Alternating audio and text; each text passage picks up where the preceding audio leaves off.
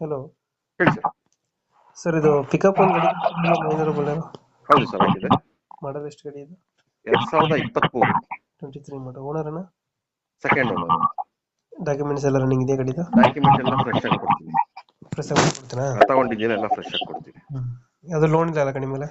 Loan ಎಲ್ಲ cancel ಆಗಿದೆ, letter ಇದೆ. ಹ್ಮ್. ಲೋನ್ ಕ್ಯಾನ್ಸಲ್ ಮಾಡಿಸಿ CC ಎತ್ ಕೊಡ್ತೀನಿ.